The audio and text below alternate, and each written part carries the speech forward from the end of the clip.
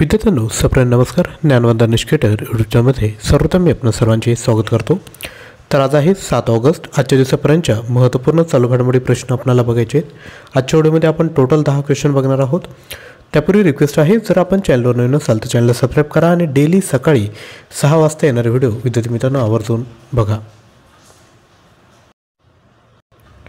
आजच्या व्हिडिओला सुरुवात करूया. सर्वात पहिला प्रश्न आहे, रूफटॉप सोलर इन्स्टॉलेशन आणि EV चार्जिंग स्टेशनसाठी वित्तपुरवठा सुलभ करण्यासाठी कोणत्या बँकेने टाटा पॉवर सोलर सिस्टीमशी भागीदारी केली आहे? तर याचं योग्य उत्तर आहे ऑप्शन क्रमांक ए, बँक ऑफ इंडियाने विद्यार्थी मित्रांनो ही भागीदारी केली आहे. त्यानंतर पुढील क्वेश्चन, महत्त्वपूर्ण खनिजे पुरवून आणि संशोधन उपक्रमांमध्ये भागीदारी करून भारताला स्वच्छ ऊर्जा संक्रमणामध्ये कोणता देश मदत करत आहे? तर हा जो देश आहे तो आहे ऑस्ट्रेलिया. लक्षात घ्या, लिथियम, कोबाल्ट आणि दुर्मिळ पृथ्वी खनिजे यांसारख्या महत्त्वपूर्ण खनिजांचा पुरवठा करून स्वच्छ ऊर्जेकडे भारताच्या संक्रमणास मदत करण्यात ऑस्ट्रेलिया महत्त्वपूर्ण भूमिका बजावत आहे. त्यानंतर क्वेश्चन क्रमांक 3, बांगलादेशातील मोंगला बंदरातील टर्मिनलसाठी कोणत्या देशाने ऑपरेशनल अधिकार प्राप्त केले आहे? तर याचं योग्य उत्तर आहे ऑप्शन क्रमांक सी, भारत. त्यानंतर पुढील क्वेश्चन क्रमांक 4, Koderma thermal power station phase 2 साठी दामोदर व्हॅली कॉर्पोरेशनकडून 10,000 कोटी रुपयांचा करार कोणत्या कंपनीने मिळवला? तर हा जो करार मिळवला आहे तो आहे भेल.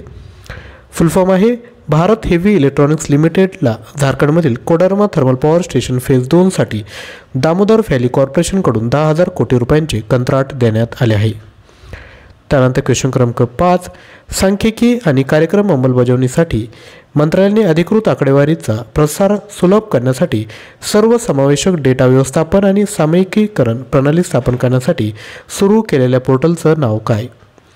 तर या पोर्टलचं नाव आहे ई सांख्यिकी. लक्षात घ्या, सांख्यिकी आणि कार्यक्रम अंमलबजावणी मंत्रालयाने 29 जून 2024 रोजी ई सांख्यिकी लॉन्च केले. देशातील अधिकृत आकडेवारीचा प्रसार सुलभ करण्यासाठी सर्वसमावेशक डेटा व्यवस्थापन आणि सामायिकरण प्रणाली स्थापन करणे हे पोर्टलचे उद्दिष्ट आहे. ई सांख्यिकीमध्ये 2 मॉड्यूल असतात, डेटा कॅटलॉग आणि मॅक्रो इंडिकेटर. नेक्स्ट, भारत सरकारच्या कोणत्या वैधानिक संस्थेने महिलांवरील सायबर गुन्ह्यांचा सामना करण्यासाठी डिजिटल शक्ती केंद्र सुरू केले आहे? तर राईट आन्सर आहे राष्ट्रीय महिला आयोगाने हे सुरू केलं आहे. नेक्स्ट, कोणत्या माजी भारतीय यष्टिरक्षकाला म्हणजेच विकेटकीपरला दक्षिण आफ्रिकेच्या साऊथ आफ्रिका 20 म्हणजेच SA20 लीगचा राजदूत म्हणून घोषित करण्यात आले? आन्सर आहे दिनेश कार्तिक. नेक्स्ट, भारत आणि सेंट क्रिस्टोफर आणि नेव्हिस यांनी अलीकडेच क्रीडा सहकार्याबाबत सामंजस्य करार केला. सेंट क्रिस्टोफर आणि नेव्हिस कोणत्या खंडातील आहे? आन्सर आहे उत्तर अमेरिका. त्यानंतर नेक्स्ट, हिंदू कॉलेजने HWSC आणि MSDच्या सहकार्याने ग्रीन हायड्रोजनवर पहिला कौशल्य प्रशिक्षण कार्यक्रम सुरू केला आहे. कोणत्या योजनेअंतर्गत हा उपक्रम राबविण्यात येत आहे? आन्सर आहे प्रधानमंत्री कौशल्य विकास योजना. नेक्स्ट, भारतीय रेल्वेमध्ये सायबर सुरक्षा वाढवण्यासाठी रेलटेलने कोणत्या सायबर सुरक्षा एजन्सीसोबत धोरणात्मक भागीदारी केली? आन्सर आहे ऑप्शन क्रमांक बी, सायलस. तर विद्यार्थ्यांनो, या पद्धतीने आपण एकूण 10 प्रश्न बघितले आहेत. आय होप तुम्हाला व्हिडिओ आवडला असेल.